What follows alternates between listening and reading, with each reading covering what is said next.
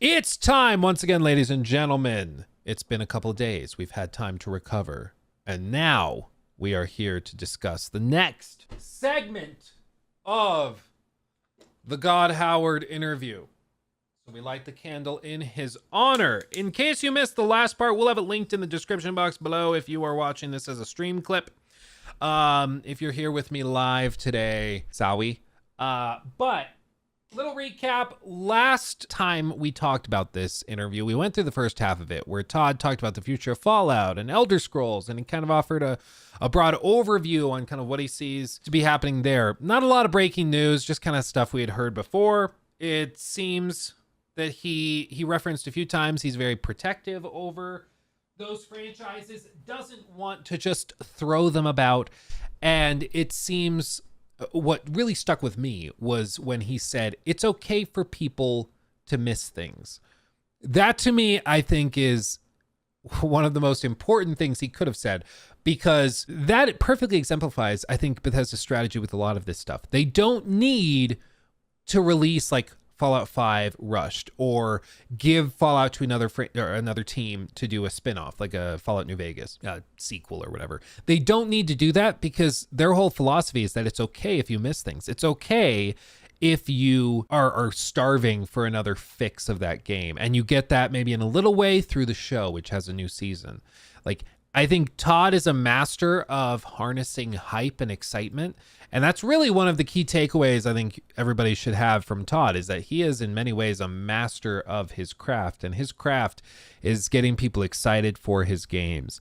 He is very good at it. And I think even if you hate Todd, you got to admit he's good at that. Like, probably too good at that. A lot of people's frustrations with Todd is that they feel like he prioritizes that over the core game design and stuff. So I think at the very least you have to give him that. And I think so that was very, very telling when he was saying it's important that, and I think it's good that people are, hungry. People miss things. I think that's good. So that was telling. Other than that, pretty straightforward interview so far. Now, I saw some people were commenting on the last chunk of this when we were looking at this, and we got through 26 minutes and it took us like an hour and a half. And some people were like, you should be roasting Matty because he's not asking hard questions. We're 26 minutes into the interview. So if we get through this whole interview and he never asked a single like tough question, then yeah, we can talk about it at that point. But I don't want to spend a big chunk of time in the first half of looking at this interview complaining that he hasn't asked a question that he might ask later in the interview. So we'll give him a chance to ask those questions. And if he does, awesome. If he doesn't, then I'll be like, hey, Matty, maybe ask Todd about quality control, ask him about responding to critical feedback, ask him about polish and bugs, ask him about the technological restraints, how a lot of your fans feel like the creation engine is it's anathema. It's like a bad word. If you announce that Elder Scrolls 6 is on the creation engine 2 or 3, whatever number they put next to it, you better believe a lot of people are going to be like, oh God, like that's going to be the reaction. How do you respond to that? I hope he asks those questions. If I had to put money on it, I don't think he will, but I would love to be surprised. So let's find out together. All right, let's move on to Starfield then, because we do have brand new information and DLC on that. I have many questions for that. So for starters, I want to start off with your guys' big June update here, where it's really to the games, at least from the player perspective, it seems like the two biggest updates where you guys have launched like big features into the game. And this was when you guys just I want to say the top of this year, you can correct me if I'm wrong, or it was the end of last year, said like, hey, every 6 weeks or so, we'll have something for you. But these are two pretty sizable updates kind of going back to back. Is this what the cadence can look like moving forward for Starfield into the Shattered Space expansion and maybe even beyond it? Well, first, I think the cadence of things, I think it's going to differ depending on the update that we're doing and where our development lands. I think sometimes, look, you'll have some shorter gaps. Sometimes you'll have bigger gaps between bigger updates. Mm-hmm. And so these two just, they kind of lined up that way. And we really felt coming into the Xbox showcase, that was a really good moment to sort of launch the mod tools and the creations, Yeah. even though it was, close to the maps and the gameplay options that we just did. But, those lined up really well for us dev wise. But then, look, there'll probably be more of a gap after this. There'll be some bigger gaps next year as we look at, those big beats for kind of year 2 that we're planning. And so we'll make sure, hopefully, that we communicate that well to the audience so they kind of know. But I think that 6-week thing that you're referencing, I don't see that holding true, and I don't know that it's that helpful if we have something bigger planned to sort of space that out as long as Yeah. we're letting everybody know. No, it totally makes sense. Okay, direct answer. I appreciate that. Has anybody tried any Starfield mods yet? I saw that the biggest ones that have been making the rounds are Star Wars mods. People are just going in there and throwing like big ass Star Wars creatures into certain planets, and they're then reskinning everything to just look like Star Wars. Honestly, kind of fun. I'm shocked there haven't been like lawsuits from Disney yet, because Disney seems to just love crushing dreams while claiming they make them. So I don't know how that's still a thing, but I guess we'll see. Starfield Shattered Space. I thought this trailer looked phenomenal. Like, I already loved Starfield, but I thought that the base game kind of, I'm driven to this mentality by like the score of the game. There was like a curiosity, a wonder, like what's out there? Go figure it out. Shattered Space kind of felt like, well, now you know what's out there, and it's not looking too good.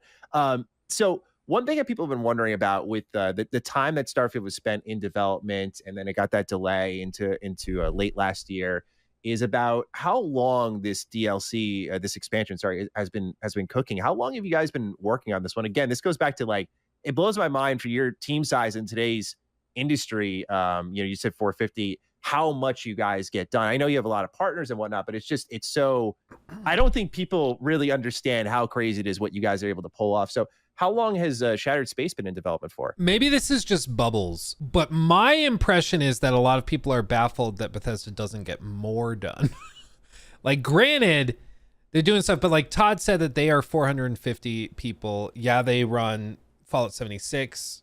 They have a team in Montreal that does their mobile games. But they have Bethesda Maryland, or Rockville, whatever. And then they have Bethesda Austin and Bethesda Dallas. And then beyond that, they have other teams that, help them do whatever other stuff. But maybe this is just like my bubble versus Maddie's bubble. But I feel like a lot of people are just baffled that they can't do more. It's like they spend years and years developing Starfield, and they don't launch with maps for the cities. Like, that didn't amaze me. That I was left wondering, well, what have you been doing? Like, why wasn't that a priority? That seems amazing that didn't happen. Same thing with like the traversal on the planet's surface. It's like, that really not that fun. How did you guys not think of that? Again, maybe it's just different bubbles. Maybe, I don't know. But I don't take that away. I'm like, yeah, you guys have 450 people.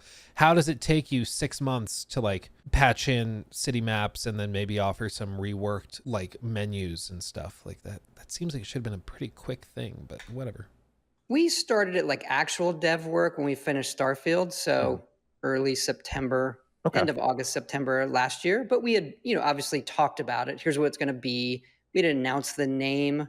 I think when we announced the deluxe edition, premium edition of Starfield. But to your point, yeah, we are doing a lot. We kind of have 5 teams within the studio, both with obviously Starfield, Starfield, I'm going to guess Elder Scrolls 6, their mobile stuff, Fallout 76, and then they probably have, what would their other team be doing? Would they just be doing pre-production stuff? Elder Scrolls 6, we talked about the Fallout 76 work. We have a mobile team. Yeah. And then we have a team that handles kind of development partnerships and external development that we do along with other folks that help us like out. Producers and stuff. So, okay. Yeah, to your point, it is a lot, but Shattered Space, again, something we had planned for. And one of the things that, it's great to see everybody react to the trailer and the mood that we're trying to put out there. But one of the things that we always liked about it from the get-go, and I don't think people realize, is that Shattered Space, the bulk of that expansion pack pretty much, once you get to the city and the planet, it takes place there. That's going to be one of my It questions. allows us to build a landscape like we would traditionally do and have the city and the quest. And so that story takes place there, and the landscape's kind of, content wise, we're looking at kind of like what we do with Far Harbor on Fallout 4. We're like, Speaking my okay, language. this is a scope that works for, our development in doing this kind of annual story expansion type of thing. So really excited about that. And it lets us, kind of do some things the way we would in previous games and give people not completely that experience because it's still Starfield. Sure. But, this new kind of alien world that you're able to explore, and it takes place there. So a separate planet. He said one planet, and then he said city, planet and city. So just like we saw in the trailer for Shattered Space, where I was like, is this one planet that we're going to? Shattered Space. It looked like maybe there was a space station that you go to in orbit around the planet in question. And then once you go there, that sends you down to this planet surface that has this really bizarre looking, blue orb around a sort of skyscraper that also looks like actually like an organic part of the map. So it seems like this is the DLC. Like this is where it's going to be. It's on this spot. And I know some people might be like, oh, so that's all they've been doing. I actually prefer this. My biggest problem with Starfield is that BGS's greatest strength is handcrafting environments and using those environments to tell stories through environmental storytelling and then crafting these areas that are fun to explore by hand. That's what BGS is good at. And that's why Starfield was so weird, is that they're like, okay, that thing we're good at, what's the opposite of that? Oh, procedurally generated space thing with repeated locations. Let's do that. It was such a bizarre reversal of what they're good at. And so to see them returning kind of to basics, to me, I like that. So it certainly is going to feel a lot different than the rest of Starfield, because Starfield is so often like, travel to these 15 planets in the next 10 minutes and grab this stuff and then meet us back here. This is going to feel very different, but I think it'll probably feel a good bit better. So I'm happy to hear it. It's good. It's good to see. I love that. And I think people are going to be very thrilled to learn that, because, one of the critiques really coming out of Starfield's launch was the exploration. I know you've spoken to how Starfield's going to handle a little differently to Fallout, to Elder Scrolls. Like they're all going to feel a little different in how they play and how you get around and whatnot. Would you say that some of that focus, I mean, you said you started dev work in September, so maybe you were aware of it, but would you say that some of that response, some of that criticism that came your way fueled the direction of where you were going with Shattered Space? Was like, let's keep this kind of in one area for the most part? I would say when we were making Starfield, look, we struggled with, how to make exploration fun on big barren planets. Okay, so my plan is that later today, I have like a whole series of things I'm filming for the critique video thing. I don't know what I'm going to call it, because it's not a traditional critique like I've done before. Like we spend a lot. The best way I can compare it, honestly, you know what? Best way I could compare it is that Jenny Nicholson video on the Star Wars Hotel that dropped like a month ago or whatever. That video, it wouldn't really be fair to like call it a critique of the Star Wars Hotel, because it's more than that. It's like a big deep dive into how it happened and all that. That's kind of what I'm trying to do with this Starfield video, where like I guarantee you're gonna learn some stuff about Todd that you didn't know before. I learned a lot about Todd I didn't know before. Weird random stuff, but like cool stuff. And I think it informs the story of Starfield much better, so you can understand how it ended up the way that it did. And one of the things I was just finalizing before filming today was the section in the video where I go into the discussion of fun factor with Starfield. Yeah, one of the things is that Phil Spencer and Todd, they talked about finding the fun in Starfield. And the interesting thing is that Todd said they only found the fun in 2022. Like they only were able to make Starfield fun in 2022. And you know what's really interesting about that is that originally Starfield was announced to be releasing in late 2022, in November of 22. Of course, later delayed into late 23, but originally announced for late 22. Phil Spencer said in an interview sitting on a couch at E3 kind of candidly, he only ever said it once, and he never mentioned it again. Phil Spencer said while sitting on a couch giving an interview, and he only ever said it once because I think he slipped up and he wasn't supposed to say it. He said that Starfield was originally announced or internally scheduled for release. I think he said, I can look up the exact quote. It was significantly earlier than it was. Truth be told, when the acquisition closed, this game had a Starfield. significantly earlier ship date than where we're actually launching it, even significantly later than the date that we once had for the game.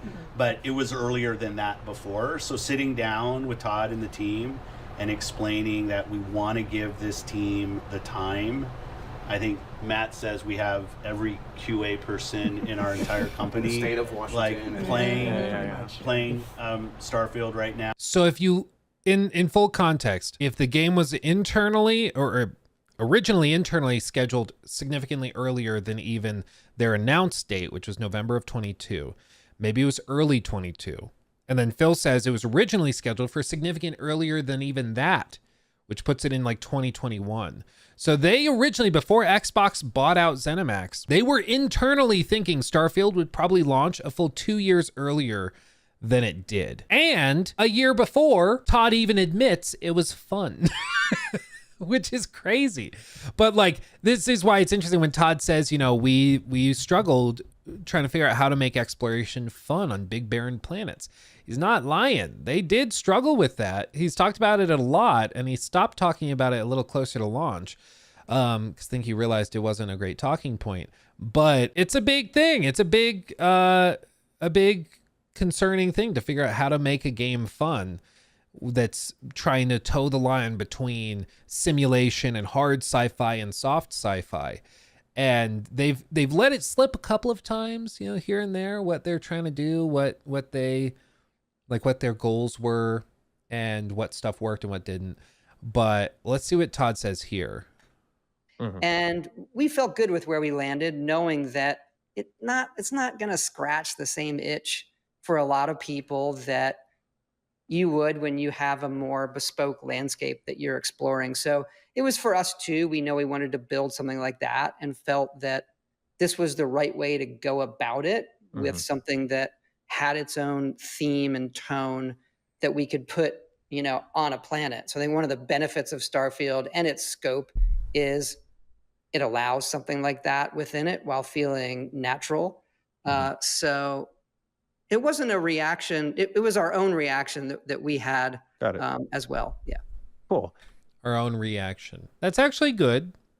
Means that they're aware of the same things. I mean, to do the DLC that's so antithetical to the premise of Starfield, not in a bad way, and to be clear, I think doing the DLC the way they're doing it is precisely what they should do. But I think it also shows that they understand maybe if we did like releasing 50 more procedurally generated planets with some new POIs and stuff as the DLC, that probably would not be that interesting or fun for players. What we're really good at is what we should focus on, and that's what they did. And so it seems like with Starfield, they really overstretched trying to do all this crazy stuff they'd never done before. And for the DLCs, they're kind of returning to what they know and what they're good at, and that's good to hear. Now, you mentioned annual expansions. So is that like the plan, like each year, because you mentioned year 2 of Starfield, each year is going to have like a new story expansion? Because I won't spoil it for anyone listening, so don't worry, but Starfield kind of ends in a spot where I think there's a full circle moment, but there's also like, I have some questions. And I think Shattered Space with Andreja like is answering some questions. So is the idea to continue to answer those questions in continuous years with expansions, not to lock you guys in too hard? I know things change, but would you say you're aiming to do like an annual story expansion every year? I would say we want to more or less, yeah. How long that continues, hopefully a very long time, but we're planning for the one after this. So there will be another one. And I don't know that our goal is to answer every question. We sort of look at it and say, hey, what's a good angle? What do we want to add to the game as far as an experience or a tone or those kind of things, if that makes sense. Yeah, totally. Yeah. So beyond the story too, do these expansions add anything gameplay wise? Like I saw you guys are working on a vehicle, which is awesome. Talk about the vehicle, Todd. The vehicle so is excited awesome. for that. Yeah, I'm so excited for that. Yeah. But the do you guys vehicle. plan on adding any more gameplay mechanics or? So Todd saying the vehicle is awesome is also interesting to me. I'm actually going to clip this. This is a revelation. Todd didn't want the vehicle initially. And he was pretty clear about that. Is there a land vehicle or an option to To be clear, this is 11 months ago. maybe mount some of these wildlife creatures to use as a land transportation mode of transport? Ask him about vehicles, rovers, stuff like that. I really do believe that Todd did not want that in the game, and you're about to see why. But now you hear him talking about rovers, and he's like, it's awesome. There is not. We do design it. I think when we've seen this with our other games where we want to design it so it feels good on foot, but we do have the boost pack. You saw some of that in the video, and you have skills for the boost pack. So the boost pack almost acts like this vehicle. It's super fun where you can fly through, and then the low gravity planets are just really, really something special in the game. I'm sorry. I just always laugh so hard because you can tell he's trying so hard to come up like how to spin it. It's like, yeah, and the low gravity planets are just really, something special. It makes me laugh every time. So I don't think they ever meant for rovers to be in the game. It was only when people got like upset and actually started freaking out about it that they mentioned it. So you guys are working on a vehicle, which is awesome. The vehicle so is excited for that. awesome. Yeah, I'm so excited for that. Yeah. But The do you guys vehicle. plan on adding any more gameplay mechanics or changes there? You don't have to specify what if you can't, but We're looking at all that. That's what I Okay. can say. Okay, we're looking at it. That's at least something. I think they would have stuck to their guns on the rover thing, but I think they realized it's necessary to make exploration more enjoyable. Well, it's the same thing with like the maps. I think that they didn't have city maps because they didn't want you to see how they didn't want to have maps for city or for planets that you visit because it was going to reveal that the maps are kind of empty. Like there's 3 things to go. And part of, I think the goal of Starfield was to encourage you to just wander into the distance and look for stuff on this big barren planet, which I can appreciate. My problem was just once you did that, you didn't find anything interesting because it wasn't continually procedural. It was just 3 procedural locations, usually 4 or 5 of them, maybe. And they're marked on your compass and you can go find them and that's it. But I think that they pulled back on that and pivoted off, decided to do it because they saw the overwhelming feedback. That was a big point of contention. So like, okay, we'll do the maps. And then with the rover thing, I get the impression that they were like, you know what? Honestly, I think people are right.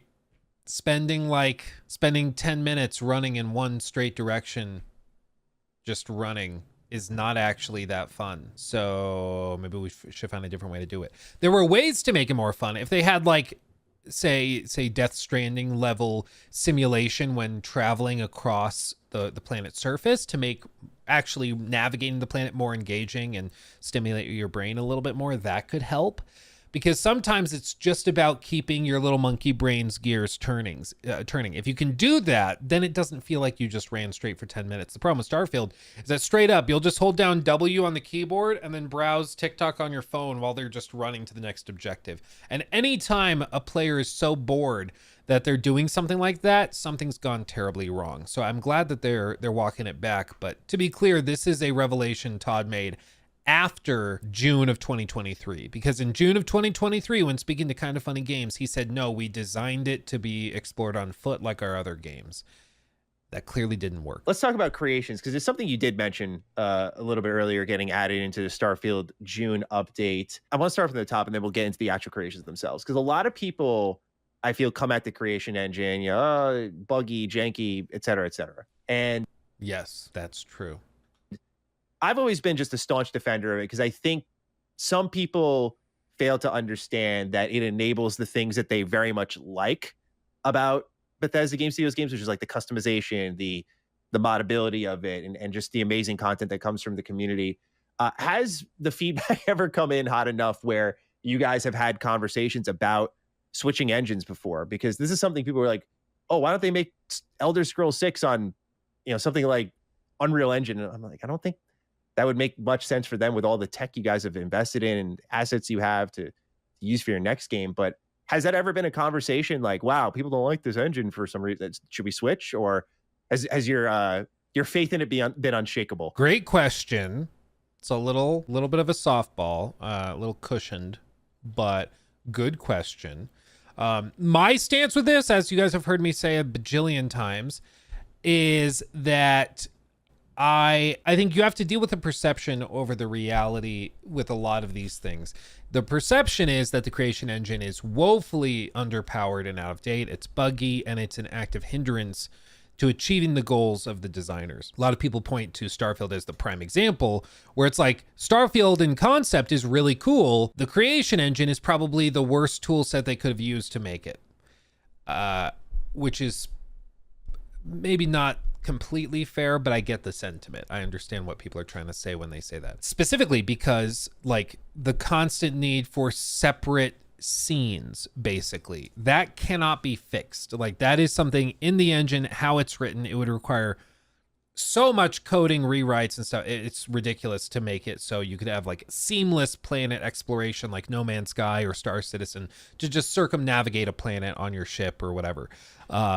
Or seamless space, you know, to ground navigation. That's just not really possible. And I think the reason people get upset about it is because knowing what the creation engine is capable of, they should not have made Starfield the way that they did. But they did anyways because they assumed that players would just be like, it's whatever. It's Bethesda. It's clunky, whatever. I think my point is that if they want to hold a candle to the competition in terms of production value, specifically with like graphics and scope and some of that cutting edge tech, the creation engine is just, it's a good bit behind what the competition is doing. And I don't even think that's a controversial thing to say. It's just, it's behind the curve. Yes, there's things that it's doing that are impressive. The main thing that the creation engine is really good at is having thousands of physics enabled objects in a given area. So as you're navigating through like a city, you'll go into this house and it's got clipboards and vases and cups on the table and sandwiches galore. It's got all this stuff scattered around and all of it can be picked up, moved, thrown, and it interacts realistically with the world. That's cool. And that could have been really, really cool to experiment with in Starfield, to have entire levels where like the floor is scattered with a bunch of debris and garbage and you have to look for things. So you do like the Fus Roda kind of thing, blow all the stuff away, and then that reveals the hatch under the floor that you need to get to. Things like that would be really, really cool. But not once do they use that type of interactive level design in Starfield. It's always just press the button, open the door, go through the door. You know, it's very tame compared to what they could accomplish with it. So I understand the argument that the creation engine empowers some of the things people like most about Bethesda games, which is like mods and customization, stuff like that. But I also think that in the modern day, a lot of people also feel like it's holding them back and preventing them from doing other things that they would like just as much, if not more. More casual gamers, like I'd say the majority of my friend group, don't really mod. I have one friend that mods a crap ton of stuff. He just did a total overhaul of his version of Skyrim and is replaying that. But the rest of the friend group, they've played Fallout, Skyrim, whatever, and they like those games, but they never modded it. So I think there's a good chunk that mods and they keep these games going for a decade after they launch. But there's also a lot of people that just played the vanilla version of the game, have a great time, and would like that to be more cutting edge. It's a much broader group than like everybody mods and everybody does it that way. So I don't think it's as simple as that. But let's hear what Todd says about it. Potentially swapping engines. I can already tell you the answer is going to be no. Well, I would say every game we do, we want to push our technology. I think for what we do, having a custom engine is absolutely the best way to go, because what we do is so unique in the scale of what we do and the agency we give the players and how systemic so many things in the world are. And we keep pushing it and we keep pushing it. And so I cannot say enough about our tech team here and the technology stack and tools that they've given all of us to build at this scale at speed. You then see what it's done to our modding community, right? In terms of, hey, their ability to use it. And whenever we're making that tech, it's always part of our conversation here in the studio. Like, we love doing this. How do we get it out to other people so they can do it as well? And I think if you look at a lot of, I'll just say, top games out there, a lot of them have custom engines and custom tech stacks for what they need to do. And so we're really no different there. We're always looking to push it. And, I think if you're a game developer, you see a lot of that. And I think it's great that our coders here and everybody, honored with a lot of, awards as well over the last year at the GDC Awards nomination for technology, at the BAFTAs, Nice. and et cetera. So we're really, really happy with where we got it for Starfield. But then obviously we know, like, hey, we look what else is out there. Where can we push it? Working with our other, graphics partners across the industry. And hey, where are you going? Let's work on stuff together and push it wherever we can. Yeah, I don't think they're changing engines. I guarantee when they announce Elder Scrolls 6 and they showcase it, a lot of people will be pretty underwhelmed because that's just how this seems to go. Does that mean it's a bad game? No. Could be an amazing game. I just don't think it's going to blow people away in the same way it could have. Because again, like, it seems like each release, BGS and the creation engine, ends up another like 4 or 5 years behind the rest of the industry. So back in like 2006, there were clips from E3 2006 where people were saying, wow, Oblivion, one of the best looking games graphically at the entire show. Of all the games shown in 2006 at E3, like, BGS was the graphical leader. That's crazy to think of nowadays, but that's where they were in 2006, and it feels like 2008. It then took another step back a little bit. Maybe they were a few months behind the competition, but not terrible. It was pretty good for 2008. And then Skyrim comes out, and it looks pretty good. It's not like cutting-edge cinematics or anything, but pretty good for an open world. Certainly acceptable. Fallout 4 comes out, and it feels a good bit behind. Still not ugly, but compared to like The Witcher 3, which launched a few months before it, Witcher 3 was a much more impressive game visually. And then Fallout 76, a good bit outdated compared to the competition. And then Starfield, I think, feels even more outdated in comparison to other big open world RPGs and stuff. So by the time we get the Elder Scrolls 6, I think it's going to feel pretty rough in comparison. And all those core things about the creation engine will still hold true. So I don't think they're going to have seamless exploration in Elder Scrolls 6. I don't think it's going to be you load into the game immediately and then no load screens for the rest of the game. I think it's going to have a lot of load screens because that's just how the engine handles stuff. And right now that feels bad. In 2028, I think it'll feel real bad when you boot up your PlayStation 6, maybe not the PlayStation 6. You boot up your Xbox Series Plus Ultra Game Pass Machine Duo 2, and you try to boot up the Elder Scrolls 6, and it's going to be more of this. Like, I think it's going to be another thing for people to throw a fit about. Justifiably so, I would say, because standards change as the years go by. I think it's fair to demand a little bit better. Hopefully they can figure out before then, but some people will say, I don't care about the load screens. Cool, good for you. That's awesome. I'm glad, you're going to enjoy a lot of games. But I think when you're talking about the AAA side of the industry, standards get risen. And the new standard on current gen consoles is that load screens are allegedly a thing of the past. With these SSDs, and you would hope that would also be something that they would chase, but we'll just see. Softball question is an understatement. Might as well have asked Todd if he would rather get kicked in the teeth or a refreshing glass of his favorite drink. Yeah, well, like, it's not necessarily, like, it's a good question. Are you going to switch engines, and what's your reaction to people who say that it's outdated?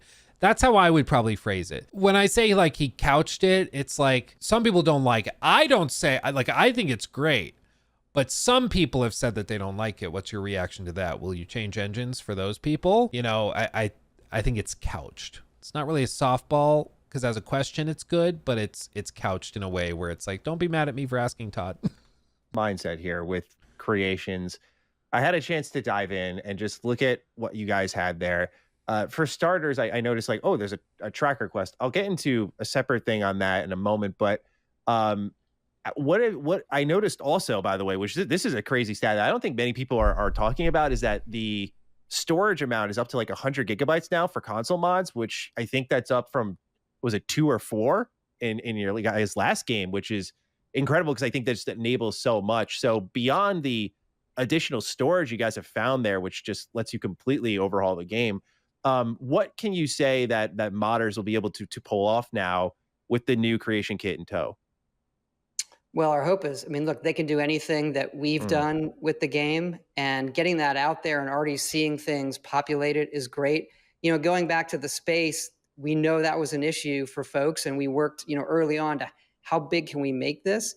The issue with changing it on the old games, it actually wipes everybody's mods. So we have to be like, we can't just change it on the old games. Like, we wish we could just go like that and it's bigger. But going into Starfield, we're like, well, how big? What's the maximum it could possibly be? Because a lot of these mods and creations get really big. So I just think that whole part, for our games, it's so important to us to have all of that there and really to support our creators as well. And so we had a bunch of them in the studio last month, and getting to meet our creators. I told you guys, Todd's a widow fella. He's a widow fella. He's just a little guy.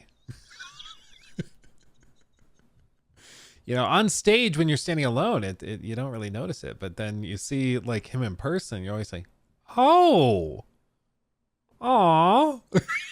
It's like he's the cutest 50-year-old man I've ever seen. It really was an incredible experience for us here. And a lot of them now, they've gone from kind of hobbyist to professional, and seeing that emotion on their faces when, hey, I've quit my job. I'm doing this full time now. And you see what they're doing. And the stuff I've seen that's coming is just awesome. Yeah, I love your guys' focus on your modding community, because it feels earnest. It's awesome that you had them in the studio, because I'm sure that was like just insanely validating for them to be there and to have that moment. But on that mindset here, I had this question for you for later, but I think it's more relevant now. Paid mods? Is would you guys ever consider a sort of, for lack of a better term, like an indie style studio, or maybe team? Studio might be a strong term. I look at Obsidian as a pretty good example. Like, obviously they're working on Avowed, they're working on the Outer Worlds too. It's like, okay, these are what I put in quotes big games. But then you had like a small team of, I think it was 13 that made Grounded. They had Josh Sawyer and a smaller Splinter team kind of go off and make Pentiment. I've kind of always liked that idea of just breaking up this big team into small fragments. Now, you guys are already broken up doing a lot of different things, so maybe we've already sort of answered this question, but I know you personally, Todd, have said multiple times on the record that you like to make the big game, the universe, the world you kind of live in. But what about beyond that? Have you ever considered about smaller teams, indie style studio, indie style projects, kind of trying to, fuel the mid-tier project, if you will, just because I'm noticing more and more that these smaller games, these mid-sized games are kind of not carrying, I should say, but they're really pushing the industry forward as well. And it would be really interesting to see you guys get behind that. Or is that where, to wrap it up, your creator kind of push is like, let's support the modders who support our games? Like, have you ever considered an indie style team at all? Well, as we talked about before, we're doing quite a bit. We have a whole bunch of teams in work, and I think two parts to an answer there. One is, because our games are so big and they're these worlds, you can almost view them as platforms where doing a piece of DLC or whatever becomes a small team for us, that we can make something and get it out. The other thing is, the niche for us in a smaller team standalone project really is mobile. Right, we had great success with Fallout Shelter. Then we did Blades and the Elder Scrolls Castles mobile game that's coming out worldwide soon. It's in soft launch, a number of places. That lets us do something. Didn't they also do Legends, or did that never come out? Because Legends, wasn't that like a card game they were doing that they canceled, or that they abandoned and shut down? Like shut down after a year or two, didn't it? Or am I just making that up? But certainly they've had more successes than they've had failures. They've made a lot of money on these mobile games. Yeah, it was the extremely pay-to-win card game. Was it theirs? Did they do it, or was it another team? Was that the Bethesda Montreal, or was that like a spin-off thing? I think it was Montreal. Yeah, Blake, I was thinking the same thing. That's a great point. Thank you for the $5 super chat. It's weird, he says, they haven't increased mod storage for their old games because it wipes mods, yet they will update their old games and break them. Yeah, notably with Fallout 4, just a month or two ago, They were about to launch the Fallout London DLC thing that a bunch of modders had put together. Been working on it for years and years and years. And they didn't announce anything ahead of time. They just said, yep, we're going to release this update, this next gen upgrade that didn't really upgrade anything and just broke all the mods that everybody had installed. It's like, well, you guys, so you don't want to increase mod storage size because it'll break mods or it'll delete mods that people have, but then you also are okay with just wiping, like, what? Okay. Yeah, it's a little weird. Seems to be a bit of a contradiction. Something where it's a separate game. We're kind of being able to get something out there in a different fashion. Okay. Because I have all these different ideas for like a smaller, let's say, hypothetical Fallout game or something like that. But that wouldn't be, this goes back to what we talked about at the top, right? It's about, not checking that box in that list or hitting that cadence. It's about kind of doing it right when, things just come together. So, but for example, let's say you had an idea for a smaller Fallout experience. It's better for us to say, okay, how do we do that and get it out in Fallout 76? Right. Okay. And so if you view these things as kind of platforms for those experiences, Sure. we have the ability to do that. We kind of do it now, but just kind of in that way. No, that's a perfect answer. That totally brings it into frame. Perfect answer. God, I love you, Todd. I get what he's saying. Fallout 76, Fallout 4, these are big platforms. So why release a standalone thing when you can just do it that way? And again, the other piece, going back to the first half of the interview, when he says it's okay for people to miss stuff. It's okay to have stuff that you don't announce or that's not a standalone release, that you tie together into something else so that, the heart grows fonder the more time goes by. Let's see. Fearless Wolf, thank you for the £5. Talking about engines, am I the only one who thinks that Unreal is overrated compared to Snowdrop and the Red engine, whose worlds look better? I think you have to be more precise. Unreal is really good at certain things and not very good at others.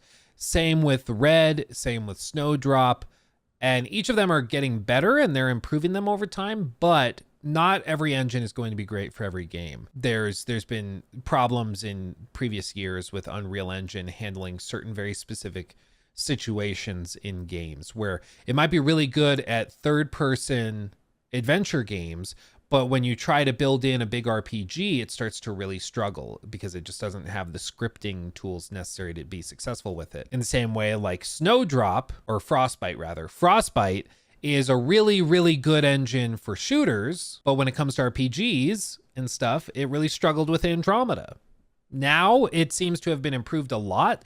They're using it for the new Dragon Age game, and it looks very good. It seems to run really well. In the hour demo I saw, ridiculously polished, so I'm confident that has seen major improvements and stuff. But yeah, not every engine is going to be great for every situation, and that's absolutely true. And that's why for Todd to say, hey, Creation Engine's really good for what we want to do, cool. My point is that I think if that were actually how they're navigating these decisions, if they're trying to be like, what is Creation Engine good at? Let's make sure that we're designing the game around the tools. That's one thing. But it seems that with Starfield, they decided they wanted to do Starfield, and then they tried to bend the Creation Engine into making that work, and it just didn't really work. It just didn't really work that great. Sticking with this kind of community-driven content, I just had to ask, because when I was in the Creation store, I saw, for example, there was a ship module that was $10. I know you don't go in there and personally set the prices yourself. Paid mods. This is again, maybe it's worth just noting. I understand if you're talking to your idol. Well, let me be clear. I don't know if Todd is Matty's idol, but it's certainly somebody he respects a lot. When you're talking to somebody you respect a lot, I'm sure it's tough to ask very direct, pointed, somewhat awkward questions, such as, hey, these paid mods are hilariously expensive for what they are. I mean, you're talking about a skin for a character and you're charging $10, bro. Like, what's up with that? I understand we want to support creators, but why haven't you disclosed how much of this goes to the mod creator? What's Bethesda's split? Why isn't there an option to tip the mod creator where you can actually just throw $5 to the mod creator? All these things, it's tough to ask very, very direct questions to somebody you respect a lot which I can understand. But once, like, now that I've heard how often there's like the start of a direct question and then there's like a little bit of couching, like, don't be mad at me, just some people are saying this, and you know, I get that you're not the one setting price. Like, you can't really unhear it. For example, there was a ship module that was $10. I know you don't go in there and personally set the prices yourself. I saw that some additional track requests were behind a paywall, and a lot of people seem to be very behind the idea of creations, but they get upset with the pricing structure. I just want to know if you have any comment on that matter, because some people are just upset with how it's being handled. Paid Some people. mods again is what they're saying. So are there any thoughts, responses, changes to what's happening with that system? Any pricing changes incoming? Yeah, you know, we hear that feedback too, and you know, we And we hear that feedback too, and you know, we don't care. first of all, I say that stuff gets priced based on, you know, things that we've done before, both in Creation Club and then Fallout 76. And we're always trying to be kind of looking at what else is out there, really make sure we're giving value to everybody. And where we're not, hey, you know, we definitely will adjust. The one thing I want to say on the Trackers Alliance, that was really an attempt to something we did in Creation Club where we'd say, hey, you get this special outfit and you get this special weapon. We kind of wanted to put them together and then thought, let's go the extra mile and wrap those around a quest. But now we definitely see the feedback, right? And it's like not what we want at all in terms of, oh no, this looks like a faction that we're chopping up and then selling for 700 credits at a time. And so I do think we're going to take a look at that and how we deliver content, you know, like that, and whether we're changing pricing or breaking it up or what we should do there. So great feedback from the community. You know, the one thing I'll say, we see the feedback and a lot of people kind of, oh no, they're charging for mods. Like as it comes to... Is he going to say that it's paying the modders? Then why don't you disclose how much money you guys make off of it, Todd? You know, particularly the creators out there. Yep. What'd I tell you? Look, you know, our view is that a lot of them have gone from hobbyists to professionals, and it's part of our job to make sure they can do that and that they do get paid and they see the monetary rewards from if they make awesome content. And so we had a great experience with Creation Club with our creators. And then the version we're doing now that first launched in Skyrim, everyone's just responded to really, really well. And, you know, I think it's important for us, that part of it gives us a really healthy modding community, right? Where you do have professionals and we've seen their content kind of rise all boats in it, but you'll still have, I mean, literally millions of free creations there. And we look across the games that we've done, they've literally done like billions of downloads of mods. And it's super important to us that all of that stays really, really healthy. We think it's a big fabric of who we are as a studio, how we talk about modding, what our community is there, and just make sure that we're active and making sure it's as good as it possibly can be for really everybody involved. Obviously the players and then the creators. And don't you dare ask me that question again, Maddie. How dare you? Oh no, my soundbite's gone. Oh, I was going to play the "Who do you think you are? I am" clip, but it's gone. Anyway, yeah, I would push back a little bit just because it's like, don't get me wrong, Todd. As a businessman myself, I appreciate... Oh, should I do this? As a businessman myself, I appreciate what you've done. You found a way to get microtransactions without having to do any of the work yourself. That's fantastic. I applaud you. And I'm sure many other executives are very jealous of what you've managed to do here. My question is, you're deflecting the criticism by saying it's helping the modders. That doesn't answer the question for the community, and it's also not clear how much the modders are actually benefiting from the exorbitant prices. If you're taking 50%, why not take 10% and lower the price and disclose how much your cuts are? Why not transparency first and foremost, Todd? Why not? Well, because then we wouldn't have 16 times the detail. Which I get. So, oh wait, no, I have to, hold on. I have to move it back. There we go.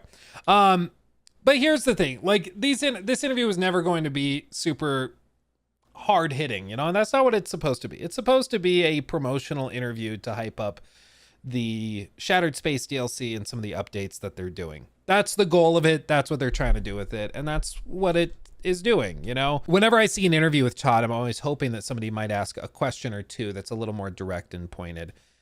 And we probably are just never going to get that because I don't think there's any benefit really for Todd answering those questions directly. I get it. Like, why answer those questions directly when there's not really a kickback for you? Totally understand it. It makes sense. But I can still hope that we see that, you know, one day. Maybe I'll have my agent reach out to BGS, see if they'll give me an interview. Can't hurt to ask, right? Can you imagine? I reach out and I'm like, hey, I'd like to interview Todd. Could you ask him and his secretary, whoever, if he's interested in doing an interview with me? Just a quick 30-minute thing. I want to be clear and transparent. It's going to be hard hitting. I'll ask some tough questions, but I'll be respectful. And I just want to, you know, represent a side of the fan base that is typically ignored by the more sycophantic types. And then they just reply, F off. It's just like, no, go smell your candle, weirdo. Get out. It's great that you guys have recognized the feedback and you're planning to do something about it. Would you say that maybe going forward, you'll just kind of split it up? Or, I mean, you can't say it's a one size fits all for all these mods. It's about their vision at the end of the day. But would you say moving forward, like, oh, we're not maybe going to like tie this quest to a faction. Maybe we'll just put this quest kind of standalone. Is there going to be some sort of change in how that process goes moving forward based on what you've seen so far? Well, again, something like the Trackers Alliance started with, hey, we have a cool spacesuit or outfit or weapon. How do we get that out, right? Mm-hmm. Do we want to put that up in the store for this amount, or do we want to do a quest? And just what's the best way to deliver that? Again, we had a lot of experience doing that way in Creation Club. And so, but we hear the feedback. We need to evaluate, you know, both pricing, what we put out for free, how we communicate what's in something, and really hear from the community there. Cool. And again, I point out we've done that across the other games, Skyrim, Fallout 4, 76 in particular. Yeah. Absolutely. Maybe this isn't like a completely connected topic, but it's still something I wanted to get your thoughts on. I feel like with the release of Starfield and the review period, as someone who was a part of it, like I was very much an enjoyer of the game. And I understand some of the criticisms that came its way, but I look at moments maybe less like that period where Starfield's reviews were coming out and it kind of felt like it was starting to snowball a little bit, and more like Fallout Season 1. You guys put out, alongside the team at Kilter Films and Amazon, this really great show. And I mean, I'm sorry, as someone who's like a skeptic, I was like, this blew my, it was so good. I gotta tell you, dude, it was so good that I literally had imposter syndrome. I was like, this is that friggin' good, man. Like I said to my fiance, I was like, I want to make something that makes someone feel that way one day, because that was like incredible. So to me, as a major Fallout fan who had skepticism stepping in, I thought you guys just blew the expectations out of the water. And I felt like what started to come from that, and you can still pick and choose how much you pay attention to it, is like, well, Bethesda hates New Vegas. Like that was the kind of narrative come from that season of the TV show. And I just want to get into the mentality of not just you, but the studio. And if this affects anyone at all, I think it's really good that there's this back and forth between like, well, we're... So is the question, does the negativity affect the studio? Is that... I'm trying to track the question. I'm not really sure. Doing here, me and you know, creator, developer. Warcross, good for you, my friend. Welcome, welcome. But also like the fans can give their feedback and they can be heard more than ever now with like social media and stuff, like as they gather. But I've noticed that a lot of the feedback has become less about the game and more personal, and sometimes making things up that I don't think are entirely true. And I'm just, you've said before, like we really do read it all. And as someone who runs my own channels and tries to read it all, like some days it's just the worst. Like some days you don't want to read it all. You want to shut the blinds and just go work on something else and not pay any mind to it. So has any of this been to the team's kind of detriment? And to put it under an umbrella, do you sometimes feel like Bethesda Game Studios, for maybe a lack of a better term, has a target painted on their back? Well, that dick Luke, he never shuts up.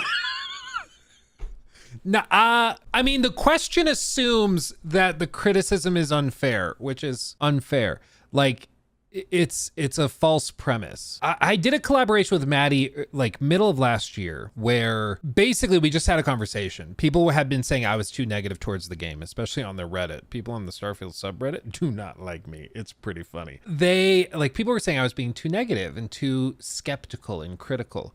And so I did a collaboration with Maddie, who was more of a defender of the game. And I thought it was a really interesting collab because we were able to just talk about it very plainly.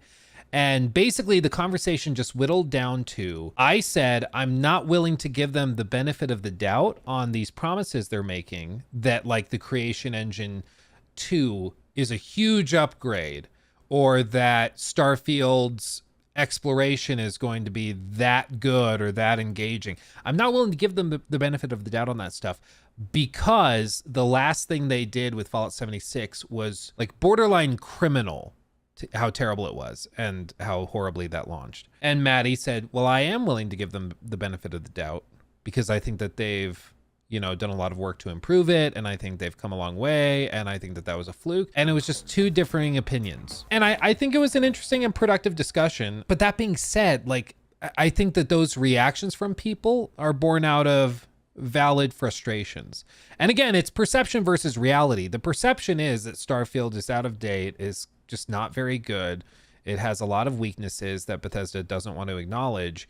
And questions like these, I think, can frame it and twist it a little bit differently. As I've been preparing for this big critique, it's been fun to kind of revisit all of this after less than a year. I mean, Starfield's not that old. And I still think that Starfield is not as bad as some people say it is, but it's one of those games when it starts to turn sour, it turns super sour very quickly. And it's kind of like Valhalla for a lot of people, myself included, where you can be having an okay time or even a good time with it. And then once some of those walls begin to fall off, it just plummets. And for like Starfield, it's once you see your first repeated location and you realize like the illusion's broken. Oh, this isn't that vast. I'm visiting the same things over and over and over again. Oh God. Oh God. And then you start to see it everywhere you look. You start to see how these maps that are generated are pretty empty, except for two things over there that you've already explored on a different planet. And the whole thing crumbles under its own weight. It's why, like, a lot of the time, I think Starfield, like Noodles says in chat, I played Starfield for like 70 hours. And then I was like, wait a minute, WTF is this? And I never came back. Well, yeah, it just kind of, once it crumbles, it collapses completely. It seems like for most people who have turned more critical. It's okay until it's suddenly not. And when it's suddenly not, then it feels worse. Yeah, and I think it's because there's an illusion of exploration and grandeur within Starfield. And once that illusion breaks, it's next to impossible to reestablish it. Which is why the DLC could actually be really successful, because they're not trying to put that illusion back up. They're just coming in and being like, yeah, well, we've got a map and a planet, and then you're going to go explore. It's going to be great. And that's it. All of this to say, I mean, this is as meandering as anything ever that I've ever done. But I think a lot of the critiques around Starfield need to be evaluated honestly and openly. Assuming that the criticisms are invalid or that it's just personal attacks is reductive. Absolutely, some people are nasty. Some people will just be like, well, no, Starfield's bad because BGS are all idiots.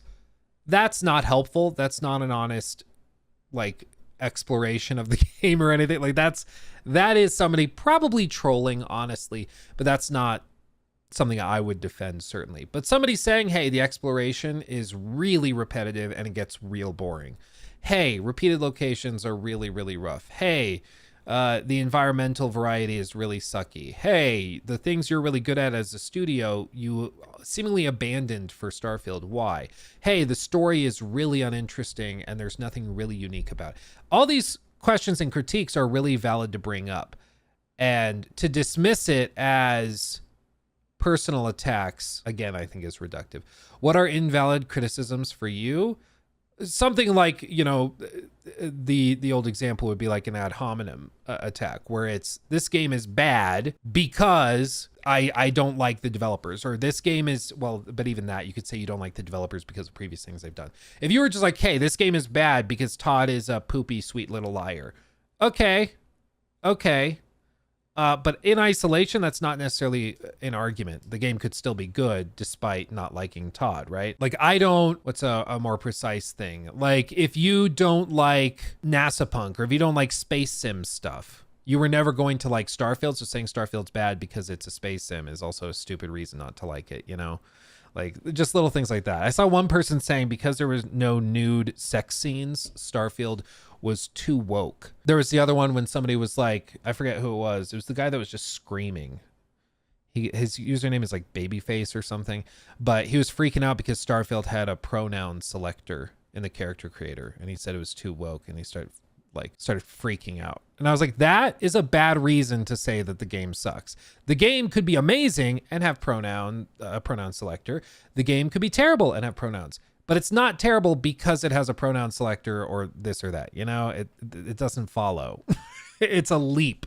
It's a non sequitur. They're unrelated. Some critiques against Todd and the team, absolutely ridiculous and invalid, and those should not be taken seriously. If somebody's memeing and joking a little bit and you know, clowning on Todd just a bit, he's a multimillionaire. He can handle it. You know, he'll be fine. But if you're attacking the team, then yeah, like, chill.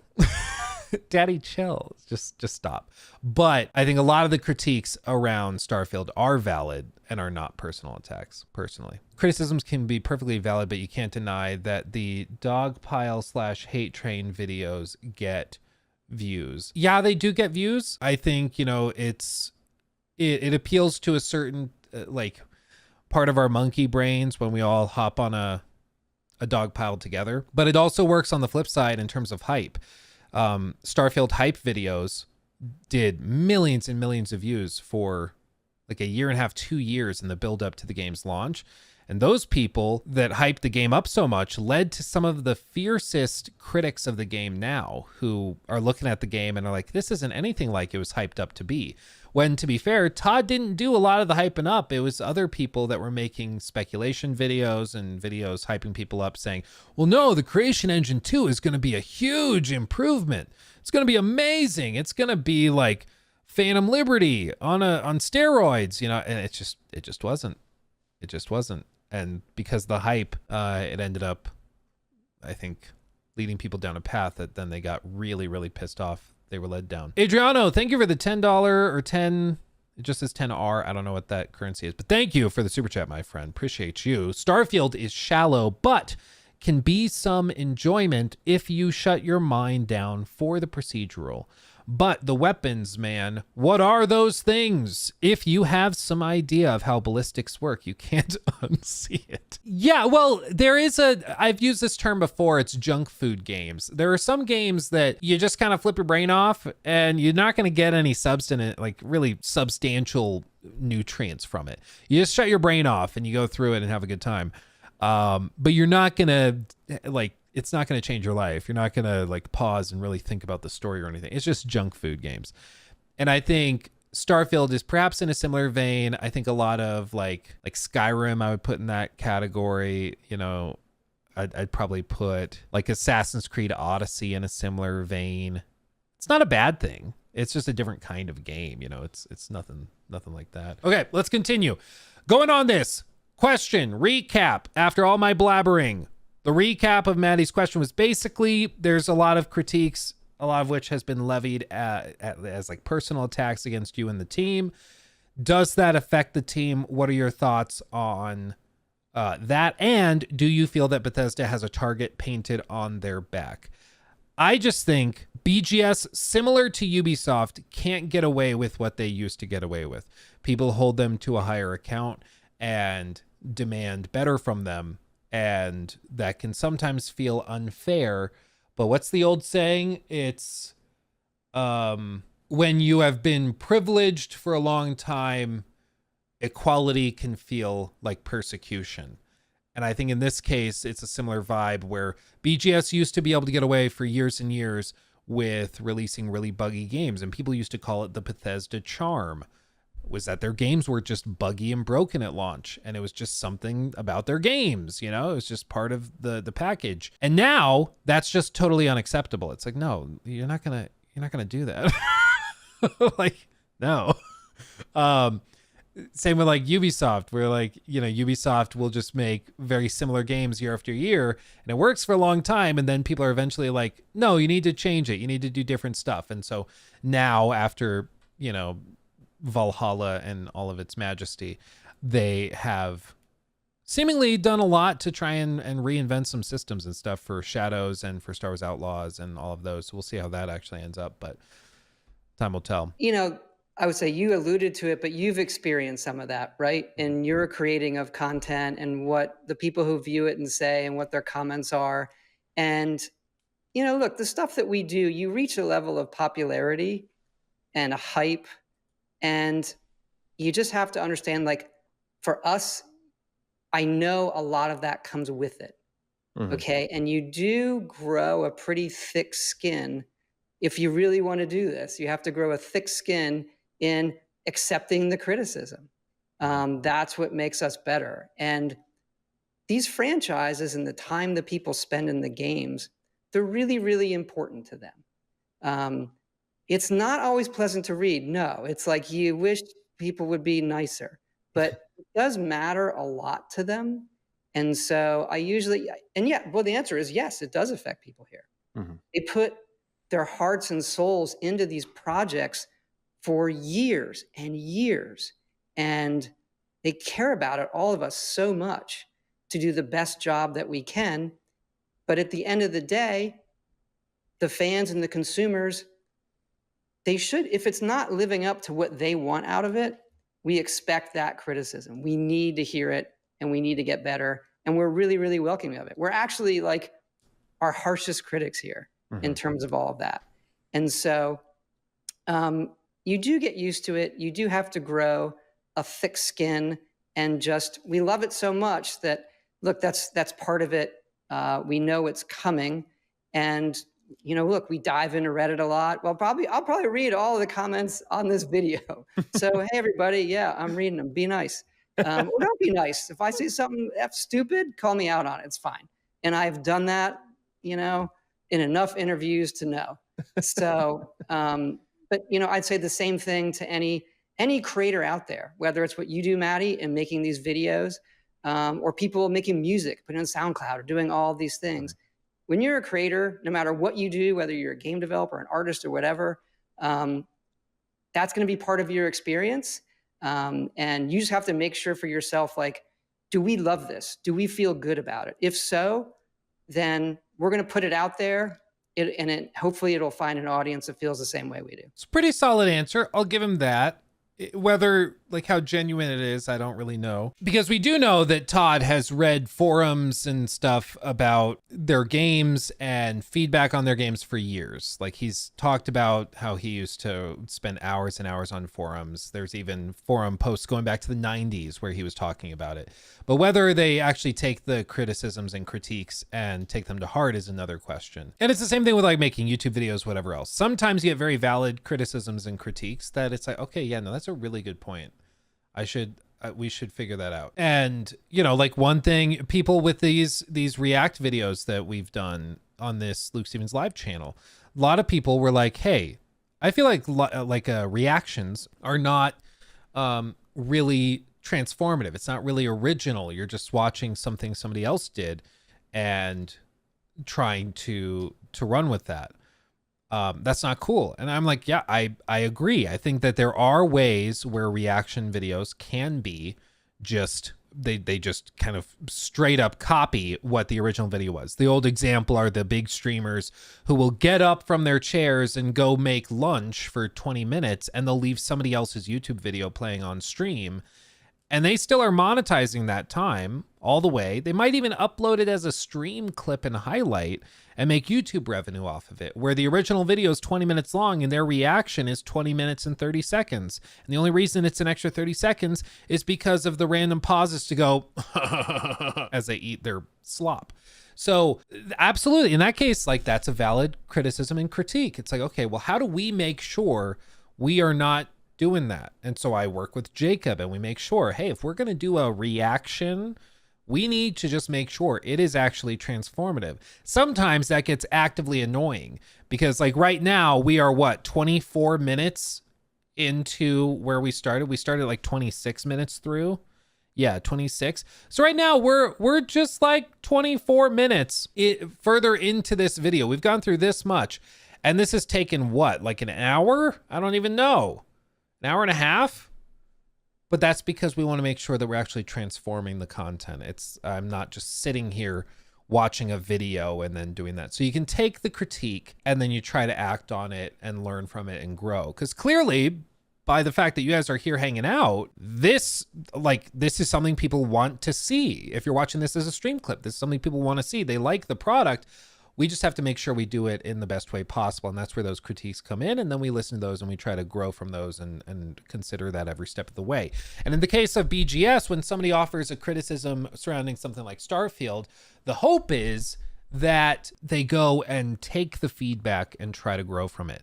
And to their credit, as I showed earlier in this section of the interview, there is very good evidence, Todd's own words, that they did not design Starfield to have rovers. They did not think you needed ground transportation at all. They thought running around on foot was enough. The game comes out, they look at the feedback, and guess what? Now they're doing rovers. So it seems like at some level they are taking critical feedback and trying to grow from it. You're not going to hear like Todd do an interview where he says, yeah, I was totally wrong about rovers. Yeah, we should have seen that coming. And I'll be dancing in the corner saying, I told you so, Todd. I was pointing that out in 2022. Getting a lot of flack for it, by the way. Just go read some of the comments on those old videos we did. Oh, baby. People were calling me all sorts of names because I was saying, hey, it doesn't make sense that you're going to run around these things on foot. That seems baffling. That's just what... you got to do. You got to stick to your guns when you think you're right. And in the case of this, I will defend Todd, at least in saying I do think they take some feedback, maybe not all of it, but they do take some feedback and adjust for it. I've got to get to my meat. We got to finish this.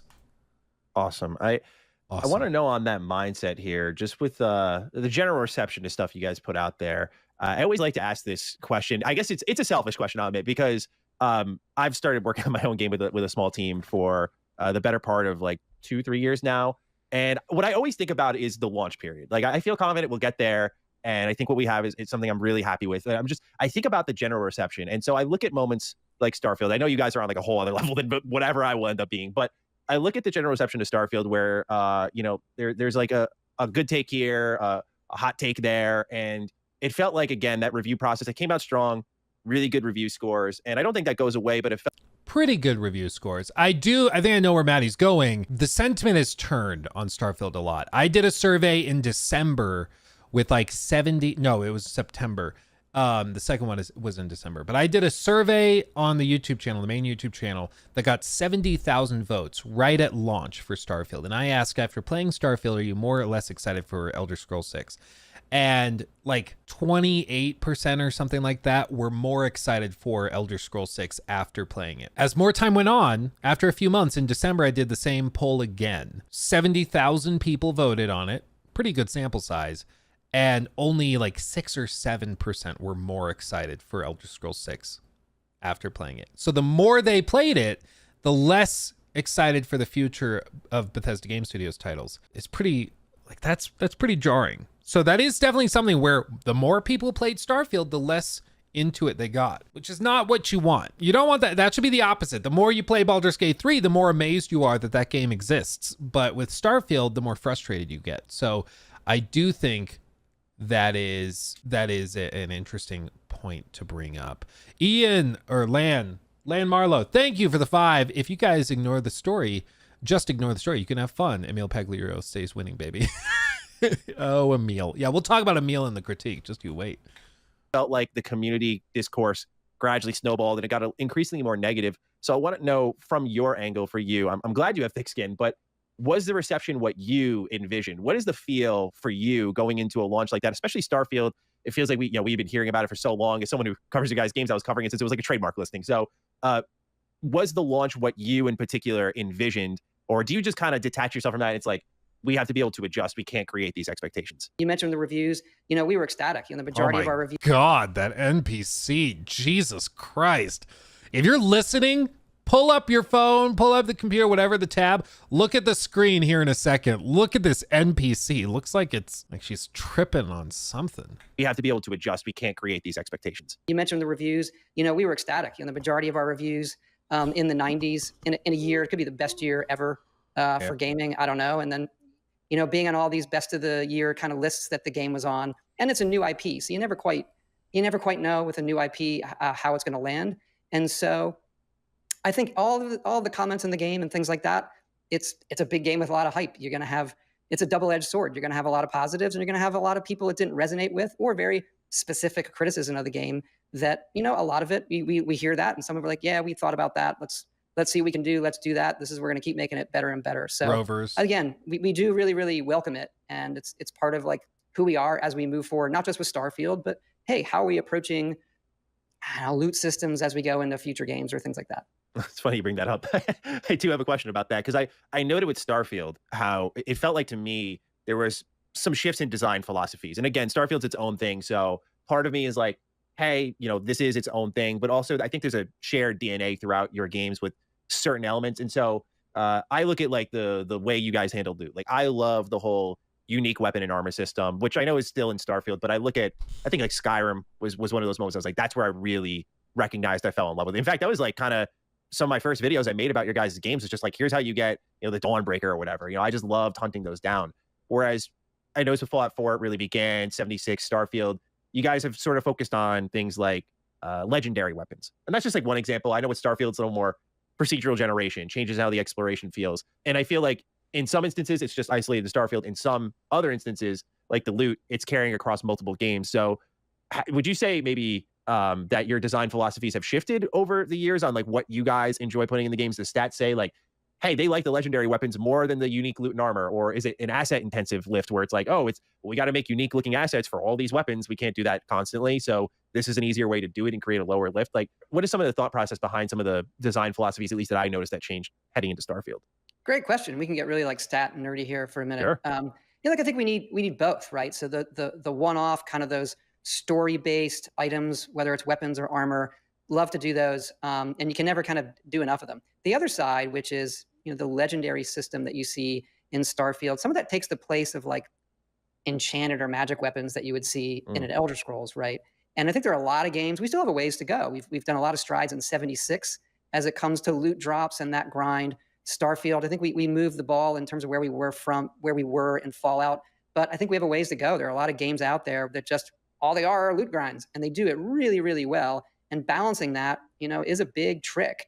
And I think everybody here plays a lot of games where you see it done really well, or you see it's okay, and then they update the game and they just tweak loot drops, and the game feels so much different and so much more rewarding. And so I think we need both. I like those bespoke weapons that have a story behind them. You know, you're going after a Daedric artifact or those kind of things. But then the idea that, oh, I might get that drop. I'm going to keep exploring. I'm going to get that legendary drop that has just the right amount of tweaks to the stats that my character is getting better. I'm more effective. And that really makes kind of those in-between moments more rewarding than they normally would be. The exploration is one thing I was very curious about, in that, like, I know you guys have always said that the terrain that you build your map upon is procedurally generated. And so I think a lot of people were caught off guard with how much you leaned into procedural tech with Starfield, but I'm like, this is kind of what they've been doing forever, it feels like. But how big of a part in your games moving forward will that kind of be? In that with Starfield, it felt like it went from the terrain to the content. And I'm very curious if that's going to continue to be a thing where you're going to have, because like what I really liked about, I'll say Skyrim as another example once more, is the Thieves Guild quest line eventually evolved into where you had to like restore its like former glory. And it kind of evolved into this procedural quest line, but there was an endpoint, right? And I think that endpoint was so crucial. Whereas you guys now, with the popularity of your games, I think have to think beyond that. Like, oh, it might be 10 years before we get back to this. So we have to, make sure this is endless. So is procedural generation going to continue to play a massive factor moving forward with other games you do? Like, that's a very good question. Not for like quest lines. I think it's like specifically procedural stuff. I'm anticipating they do that with Elder Scrolls 6, because I can't think of an instance except for the cinematic camera and the voice protagonist from Fallout 4. I can't think of an instance where Bethesda worked hard on a feature and then didn't use it again. Like, they almost always bring everything from their last game forward and then add a couple more things here and there. Like, even the base building was just reworked into the ship customization and everything from there. Like, it all follows through. It's very iterative. So I'm wondering if he's going to say this. Including Elder Scrolls 6. I wouldn't say massive. It's always been a tool in our toolbox. For a game like Starfield, we had to sort of take it all the way and evolving that technology to do planets, to put all that content around. And so, but, I think it has a place where you need to kind of fill out landscape as opposed to doing it all by hand. It can be better to do some of that procedural. So, I think it depends on what we're doing.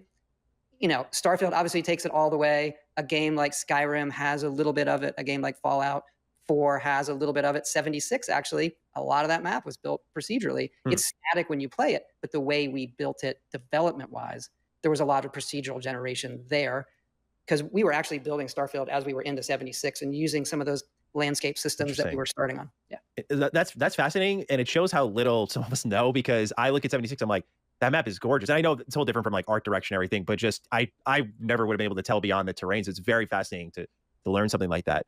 I mean, it makes sense. It's just procedural tech. So they use it for some maps, and they use the same exact thing for Starfield. They just do it using seeds that are generated for each cell on a planet. And on Starfield, it's each pixel on the like texture that surrounds the globe of each planet you go to. Each pixel has like its coordinates on the globe serve as the seed for the procedural generation on that planet specifically. So they can technically have everything interconnected, even though it's not, it's really interesting. But yeah, makes sense. It's procedural in its creation, not how it's delivered to. Right. Okay. Player. Yeah, if that makes sense. I really have just one more question for you, Todd, and then you've survived the Matty Gauntlet. This has been awesome. Just wait till he has to face the Luke Gauntlet. There will be so many candles and cardboard cutouts, he won't know what to do with himself. I really appreciate it. It's been awesome for me. Like, I can't Which thank you one's enough the for real taking the time to do Todd? this, man. I just want to talk about the future. I want to talk a little bit about the future. I've asked a lot of future-focused questions, clearly, because that's where my head's at. I always like to know what you guys are up to next. But I think about the rotation you guys are in, right? The Elder Scrolls Fallout, now Starfield. Do you consider new IPs down the line? I ask this because Starfield was defined by you as a sort of, if not now, then when, right? So I know there's obviously, with how long these games take to make, that you can only draw a line somewhere, and you can't say forever it'll be these three. But do you still consider new IP? Is it like, okay, we got that out of our system, so to speak, let's take a look at Elder Scrolls, let's take a look at Fallout, and we're going to kind of get back into a cadence. And with that in mind, this is more of a broad question. With Starfield support, is there a Starfield 2, or is that just we're going to continue to support this thing?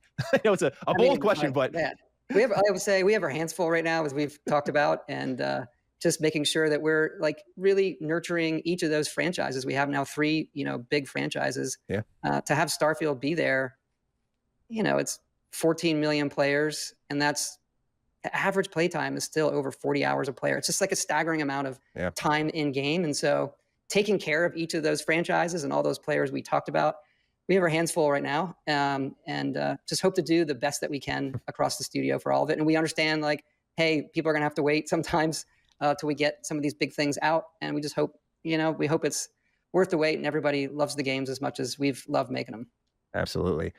That's all I got for you, man. Again, this was awesome. Yeah, seriously. Thank you so much. Obviously, for me, I know we've chatted before, but just to have the opportunity to do this, I can't thank you and the team of Bethesda enough to let this even happen. It means a lot, because I know I have strong opinions. So I know sometimes I feel like that walls off opportunities. So just know I will forever appreciate this moment you've given me just to have some time to pick your brain. And so again, thank you so much for your time, Todd. I really do appreciate it. Nah, ditto. I love this. Like I said, I watch a lot of your videos. I'll click it, Matty, depending on the face you're making and like your Mr. Beast. So I've heard. People are starting to tease me a little bit. So I'm really curious what this one's going to be.